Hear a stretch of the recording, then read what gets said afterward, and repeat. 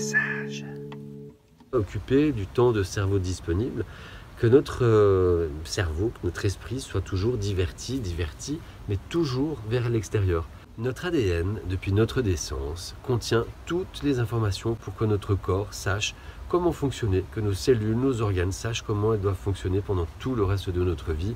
C'est un disque dur en fait qui contient toutes ces informations. En tant qu'humains, nous sommes connectés à l'univers, que nous sommes tous également connectés les uns avec les autres, que nous avons un potentiel énorme en nous, que Dieu est en nous, qu'il n'est pas à l'extérieur, qu'il est partout, y compris en chacun d'entre nous. Et je vous ramène à la vidéo que j'avais faite, là, le petit passage sur la méditation fastoche. Mais là, je vous expliquais en fait qu'en allant voir à l'intérieur de nous, en se coupant de l'extérieur, on pouvait retrouver énormément de ressources. Et d'ailleurs, en hypnose, on propose aux personnes hypnotisées d'aller voir leur inconscient à l'intérieur d'eux-mêmes. L'inconscient est totipotent. Il sait tout ce qui est bon pour nous. Mais alors, où est passé tout ce potentiel ?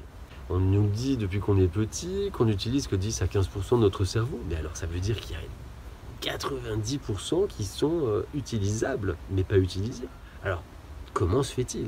C'est très lié à l'ingénierie sociale.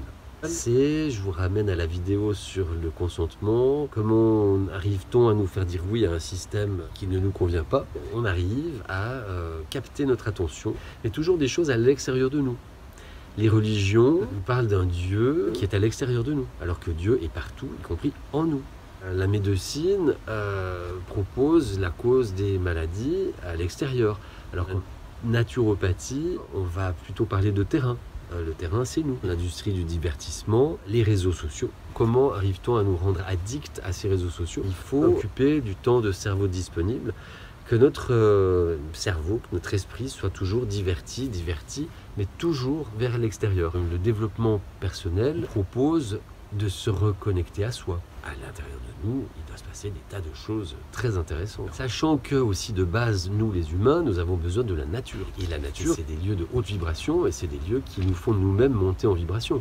Donc je vous laisse imaginer, en ville, dans du béton, sans trop de végétation, nos vibrations, elles sont pas très très hautes. En fait, qu'est-ce qu'on remarque avec ce Corona Circle ? Si on regarde en fait tous ces endroits où on ne pouvait plus aller, c'était à chaque fois à l'extérieur de nous ou à l'extérieur de chez nous. Et bien, si on ne peut plus aller à l'extérieur, il n'y a qu'à aller à l'intérieur. Et si on ne peut plus aller à l'extérieur de soi, autant aller à l'intérieur de soi. Et moi, je remercie ce Corona Circus parce que ça a été une occasion gigantesque de vraiment pratiquer à fond la méditation. J'étais au balbutiement jusque-là, mais ça m'a permis d'aller plus loin, d'avoir plus de temps. Et ça m'a vraiment fait beaucoup de bien. Mais seulement, effectivement, ça implique de sortir de sa zone de confort. Vous avez l'impression peut-être qu'on vous prive de liberté et que donc ce pass vous redonne votre liberté. Mais au fond, cette liberté, si c'est à chaque fois aller à l'extérieur, est-ce vraiment de la liberté ? Je vous remercie de votre attention. Abonnez-vous. Si vous avez aimé cette vidéo, mettez un petit j'aime. Et n'hésitez pas aussi à laisser des commentaires. Puis je vous dis à très bientôt. Prenez soin de vous. Je vous aime. Les petits passages.